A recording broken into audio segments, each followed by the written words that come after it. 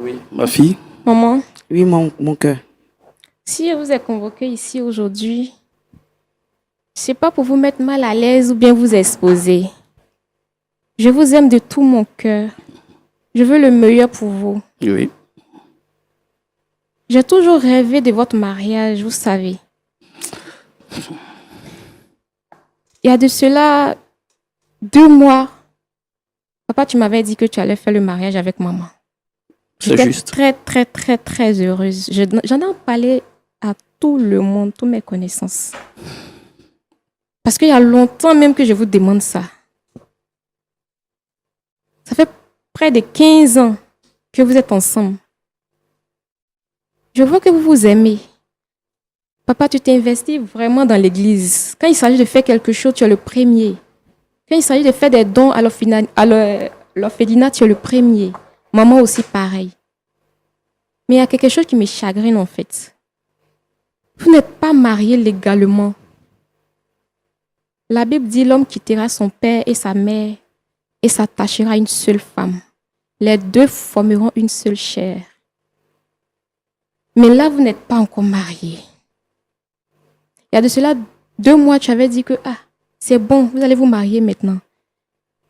Et il reste seulement que 2 semaines pour votre mariage, pour le grand jour dont j'ai toujours rêvé. Tu m'annonces encore que non, c'est pas possible. Vous ne pouvez pas vous marier. Moi, je ne comprends plus rien dans cette histoire. Si vous ne vous aimez plus, pourquoi est-ce que vous ne vous aimez plus? Dites-moi pour qu'on puisse arranger. Ou si maman t'a fait quelque chose, tu me dis, papa, papa, Oui, ma fille, je t'écoute. on est beaucoup proches. Oui, Donc, au départ, il n'y avait pas de secret entre nous. On faisait notre petit magouille, elle n'est même pas au courant de quelque chose. On fait, on finit, c'est que si on est là, on a notre petit secret. Mais à propos du mariage, tu veux rien me dire. Oh, je connais toute ta vie, mais à propos du mariage, tu veux rien me dire, je ne comprends pas. Donc, je vous ai invité ici aujourd'hui pour comprendre en fait. Si c'est pour vous demander pardon aussi, arranger, parce que je veux vous voir ensemble en fait. Mes amis ont leurs parents mariés, ils vivent ensemble, ils sont heureux. Ils font les voyages ensemble. Moi aussi, je rêve de ça. Et puis en plus, vous m'avez éduqué selon la parole de Dieu. c'est juste. C'est juste. Donc c'est pourquoi je suis là aujourd'hui, papa. Shalom. Par la suite, elle découvre que son père et sa mère sont des frères. Ensemble, nous allons suivre cette vidéo dans son intégralité pour voir ce qui s'est réellement passé. N'oublie pas de liker cette vidéo afin que YouTube la recommande à plusieurs personnes pour en tirer des enseignements. Bon visionnage. Ma fille, Oui, papa. c'est dur, mais il faut que je parle. Je t'écoute, papa. Tout d'abord, je vais me présenter. Je suis Monsieur Jean Bouty, architecte international. Je suis toujours entre deux avions. Je suis l'unique fils d'une famille. Ma mère est décédée quand j'étais petit en mettant au monde ma petite sœur. Et je me suis battu dans la vie pour donner de l'aisance à mon père qui est resté, pour l'enlever de la pauvreté et faire bénéficier aussi tous ceux qui sont autour de moi, parce que ma mère n'a pas eu la chance de bénéficier de ce que j'ai eu après. Mais l'histoire que je vais vous raconter ce soir est une histoire que j'étais en train de chercher à oublier.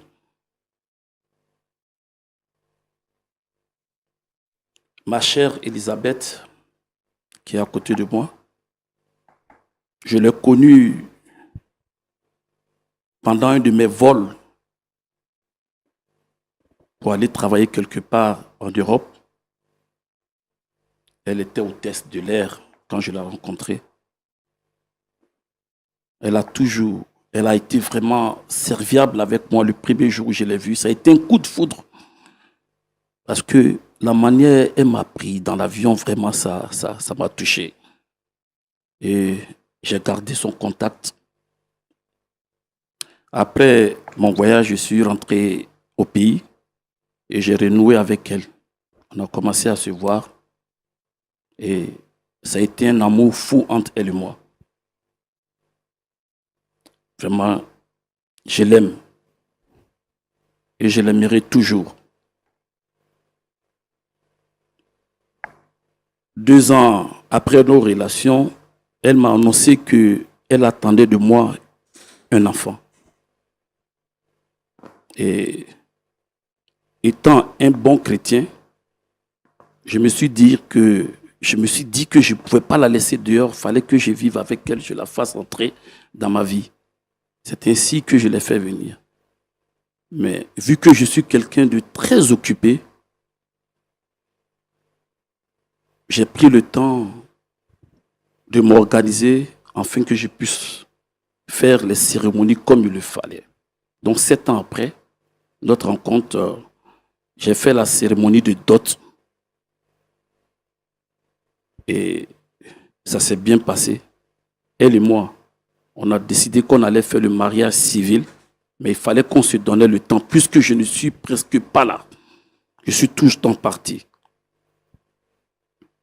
Et vu l'insistance de ma fille, qui à tout moment me rappelait que le plus gros cadeau que je pouvais lui faire, c'était d'épouser sa mère, de prendre sa mère dans un mariage civil.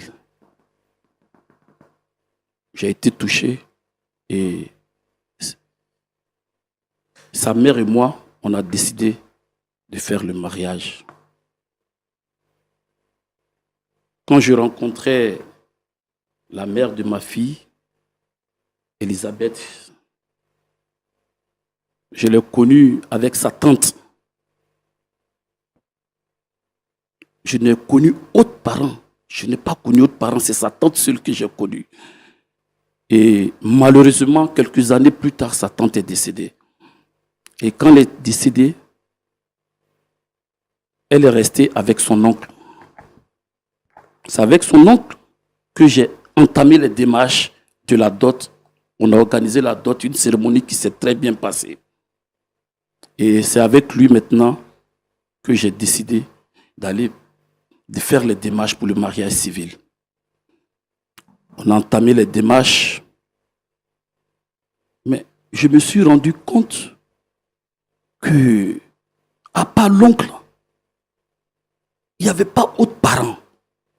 Ah, et quand je demandais à l'oncle où sont les autres parents, il dit non, vu que vous êtes restés longtemps ensemble, lui, il souhaiterait qu'on fasse ce mariage dans l'intimité, un mariage à 4, sans que d'autres parents ne soient impliqués. Mais j'ai dit non. Moi, je suis quelqu'un qui a une forte présence à l'église, qui a une forte présence dans la communauté. Mais pourquoi, à moi, mon mariage, quelqu'un qui fait tant socialement, je dois rester à l'écart des autres parents? Ça a commencé à travailler ma tête. J'ai commencé à faire mes investigations, à chercher. Et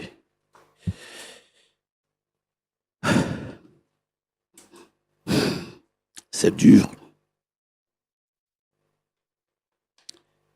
Ma fille, c'est dur. Et je suis allé découvrir que Elisabeth, Vous pouvez pas. Qu'est-ce que vous avez découvert? ma petite sœur, que je croyais morte, est Elisabeth.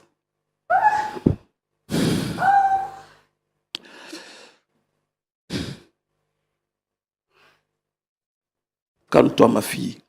Calme-toi. 15 ans, 17 ans de vie commune. Papa, tu dis quoi? ma fille, c'est dur à accepter, mais c'est une réalité. Ta mère est ma sœur biologique.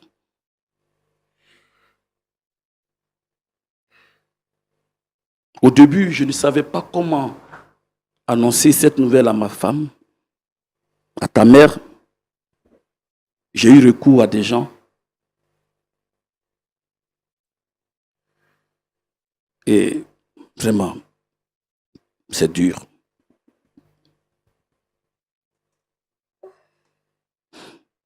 Vraiment, ma fille, c'est involontaire, mais c'est la triste réalité de la vie. Ta mère est bel et bien ma sœur biologique.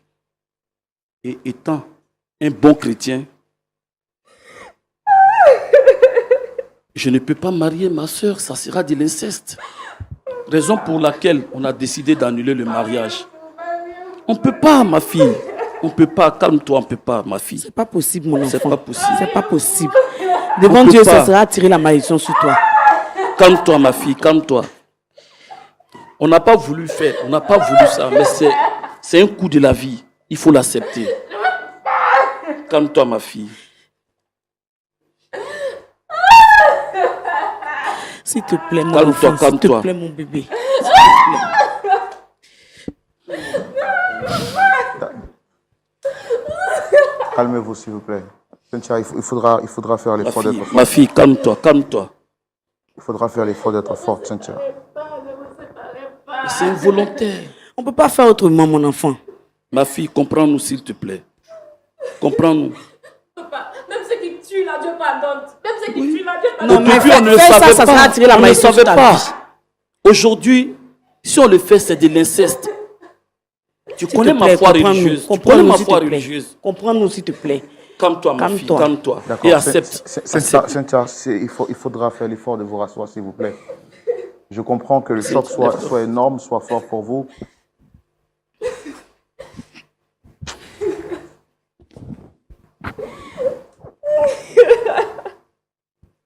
Ma fille, calme-toi. Tu es notre fille, tu es notre fille. Il faut l'accepter. Voilà la triste réalité. Voilà la raison qui me pousse aujourd'hui à laisser cette tendre et chère Elisabeth. Donc vous ne pouvez pas vous marier parce que vous avez découvert que vous étiez frères et sœurs. Oui. Nous sommes frères et sœurs. Frère Roland, tu te rends compte? 15 ans. 15 ans passés auprès d'un homme que j'ai aimé, j'ai chéri. Et aujourd'hui, c'est comme si j'avais perdu la moitié de ma vie. Mais je suis obligée de faire avec. Ça fait mal. Ça fait mal. La première fois qu'il est venu m'annoncer, même, je pensais au début que c'était une blague. Vu qu'il est quitté au travail, il est venu avec des personnes. Donc quand il est venu, j'étais assise dans le canapé, je regardais la télévision. Quand il est venu, il m'a dit qu'il voulait me parler. J'ai dit, bon, comme il y a des étrangers, il y a des personnes, laisse-moi les recevoir d'abord, et puis après on parle. Mais vu l'air qu'ils avaient tous, j'ai senti qu'il y avait quelque chose. Mais je me suis dit quoi, peut-être que c'était un problème au travail, peut-être que c'était un décès qu'on voulait m'annoncer. Je n'ai pas pensé même à cette histoire. Et après,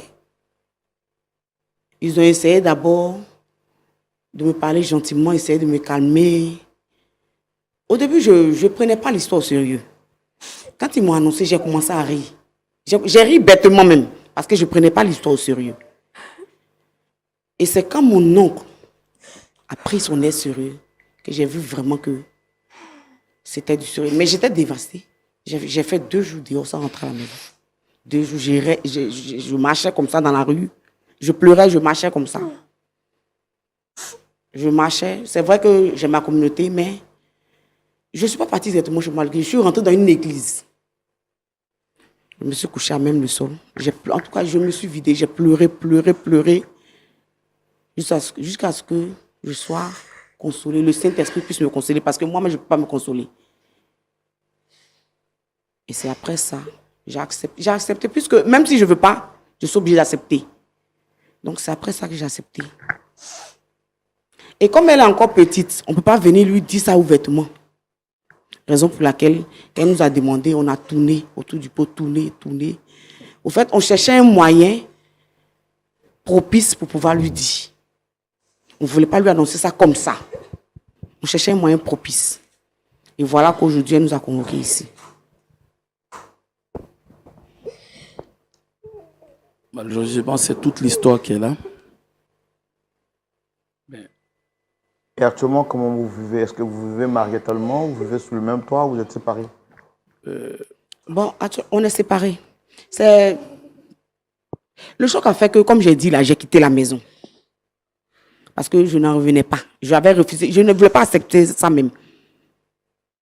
Avant qu'on nous dise de nous séparer, moi-même, j'avais pris la décision de quitter la maison parce que je voulais accepter d'abord.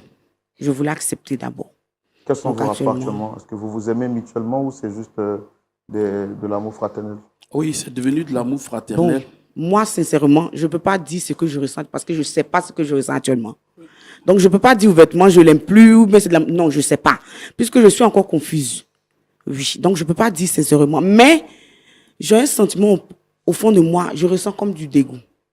Pas parce qu'il me dégoûte. Mais au fait, quand je pense à tout ce qu'on a fait, quand je m'assois souvent, je pense, il y a des choses vraiment qui me dépassent.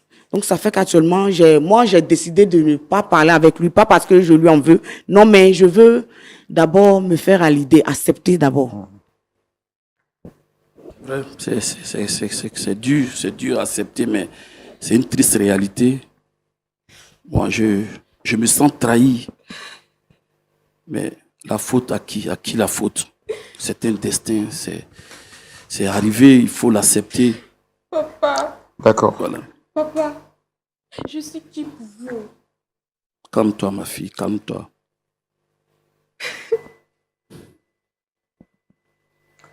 Ok.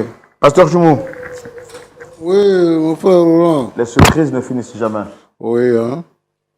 Chaque jour, quand on dort, quand on se réveille, Il y a un nouveau il dossier. y a un nouveau dossier. Ben, voici le dossier du soir. Cynthia est venue sur ce plateau plaider pour qu'on aide ses parents à repartir à de meilleurs sentiments parce qu'elle veut les voir se marier. C'est ce soir qu'elle va apprendre sur ce plateau que celles qu'elle considère être ses parents sont en réalité des frères. C'est la raison pour laquelle ils ont décidé d'abréger leur décision de mariage et de rester ensemble comme ça, parce que pour eux, ce serait de commettre l'inceste que de se marier. Pasteur, Cynthia est dévastée, les parents le sont aussi, et moi-même je suis dévasté. Pasteur Tchoumou, nous sommes avec vous dans la rubrique à la loupe de la parole. Que nous dit la parole de Dieu, pasteur? Merci Roland. Merci beaucoup. Quand même, j'ai quelques interrogations. Vous êtes venu nous dire que vous êtes frères et sœurs. Vous n'êtes pas des jeunes. Vous n'êtes pas jeunes. Vous êtes d'un Effectivement. certain âge. Oui. Qui t'a dit que ta sœur était décédée? Ma soeur est décédée quand j'étais petit. C'est mon père qui me... Mais j'étais là, mais j'étais petit.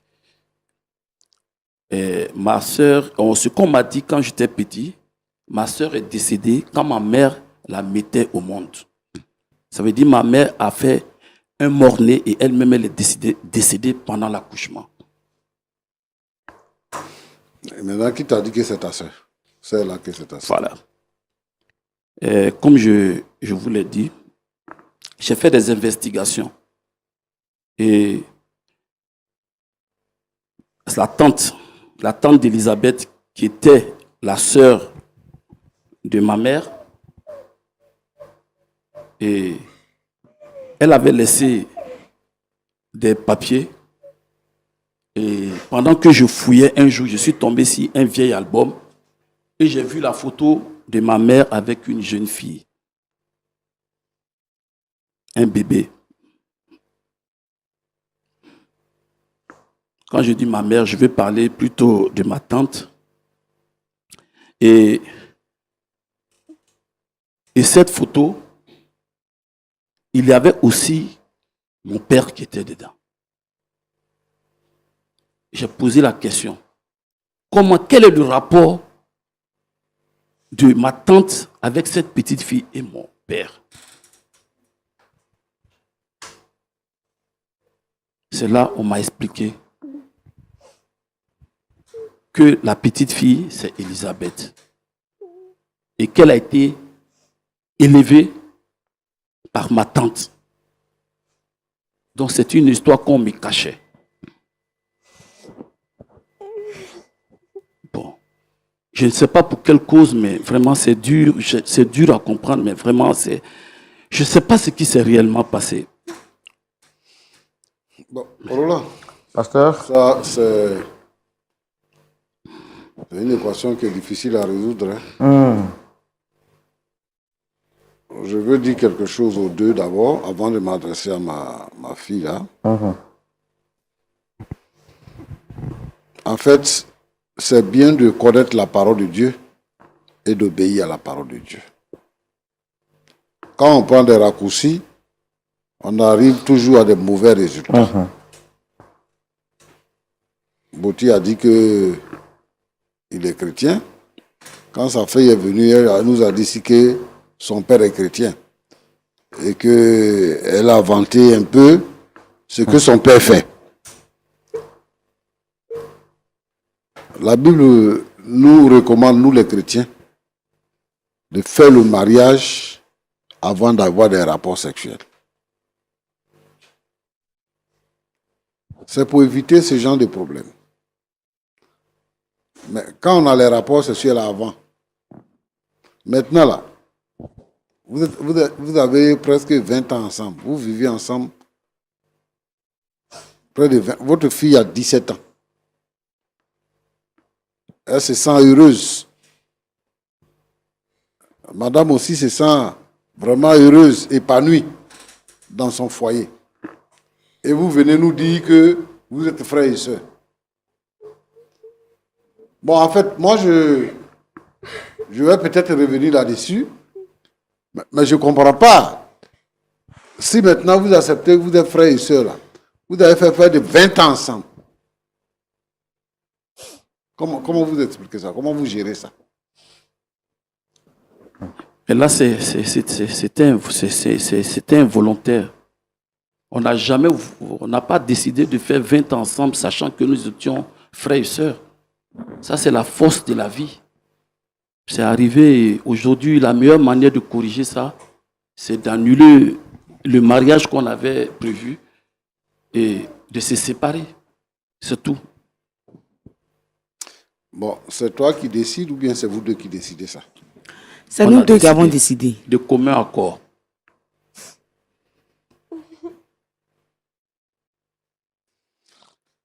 Ce que moi je veux demander aux uns et aux autres ici, à partir de cette antenne,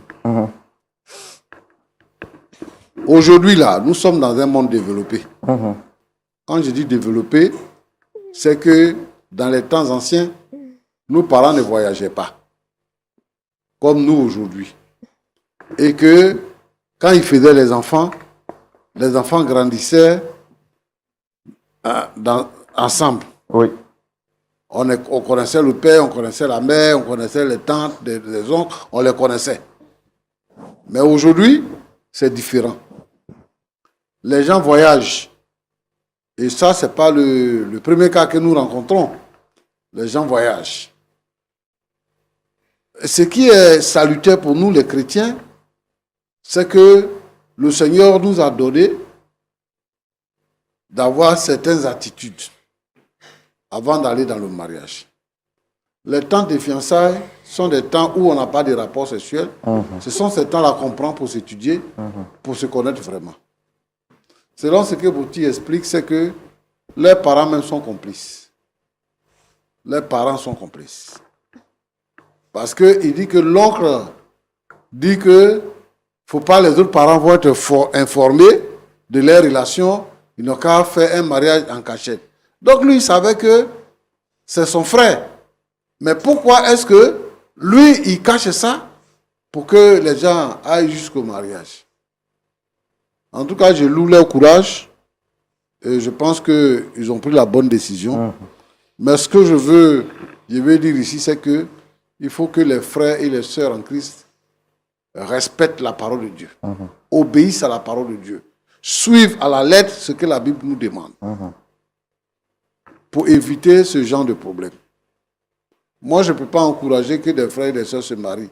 Surtout que quand eux-mêmes, ils ont découvert et qu'ils veulent se séparer. On ne peut pas dire mariez-vous coûte que coûte. On ne peut pas dire ça. Donc moi, je ne peux pas leur dire ça. Bon, ça c'est un cas d'école, c'est un exemple que les frères et les sœurs doivent voir. Quand tu rencontres quelqu'un, il faut vraiment connaître ses origines avant de t'aventurer. Il faut vraiment connaître ses origines pour éviter ce genre de situation. Ma fille Cynthia.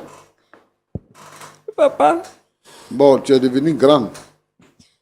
Papa. C'est vrai que ce qui arrive là, c'est un cas désespéré. Mais moi, je pense que tu dois accepter la décision de tes parents. Ce qui s'est passé, ce n'est pas de leur faute. Mais c'est une situation qui est arrivée dans la vie. Dans la vie, tout peut arriver. Et comme quelqu'un le disait, si tu n'as jamais vu quelque chose, il ne faut pas dire que ça n'existe pas. Ça existe ailleurs. Mais je crois qu'ils ont pris la bonne décision. Au départ, où ils ne savaient pas, ce n'était pas un problème. Mais maintenant, ils savent. Si tu sais que tu vis dans le péché, et puis tu continues de vivre dedans, Dieu va te juger. Tes parents t'aiment, c'est l'essentiel. Moi, je pense qu'il faut garder la tête haute. Et comme on dit chez nous, il faut refroidir ton cœur. Et puis, il faut te plier à la décision de tes parents. Parce que ta maman dit quoi? Elle dit qu'elle, actuellement, là, elle ne peut pas décrire les sentiments qu'elle a parce qu'elle est confuse pour l'instant. Je comprends que la confusion soit pour toute la famille. Mais avec la grâce de Dieu, on va trouver une porte de sortie.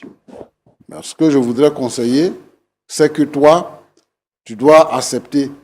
Parce que quand même, si tu avais un frère, tu ne peux pas te marier avec ton frère. Hein? Oui, pasteur. Il y a les animaux, ils ne se marient pas entre frères et sœurs. Voilà. Donc, si Dieu a donné l'occasion pour que vous puissiez savoir la vérité, moi, je pense qu'il faut se plier à la vérité. Et il faut respecter à partir de là, la volonté de Dieu. Donc, que Dieu te bénisse. Amen. Oui, c'est ce que je peux dire. Merci beaucoup. Vous avez écouté les paroles du pasteur? Oui. Oui, frère Encore Roland. une seconde, quelque chose à dire de part et d'autre? Comme je l'ai dit là, je suis tellement bouleversée. Je prie à l'instant. La chose la plus précieuse que je veux, c'est que Dieu m'apaise. Que Dieu permette que le Saint-Esprit vienne me consoler. Parce que vraiment, je ne sais pas comment on fait pour m'en remettre. Monsieur Botti? Oui. Ce que je ne sais plus si je dois dire ma soeur ou bien ma fiancée, je ne sais pas. Mais ce que Elisabeth vient de dire, je crois que c'est juste. Et moi, ce que je peux dire comme dernier mot, je demande pardon à ma fille d'accepter de vivre cette triste réalité. Parce qu'on n'a pas cherché ça. C'est un coup de la vie, c'est arrivé, il faut l'accepter. Il faut qu'on cherche à vivre une nouvelle histoire, une histoire encore plus décente. C'est une leçon pour toi-même qui est encore jeune. Tu dois savoir où mettre les pieds. D'accord. Merci. Cynthia, un mot en 30 secondes par rapport à tout ce que le pasteur vient de dire. D'abord, je voulais dire merci au papa, pasteur.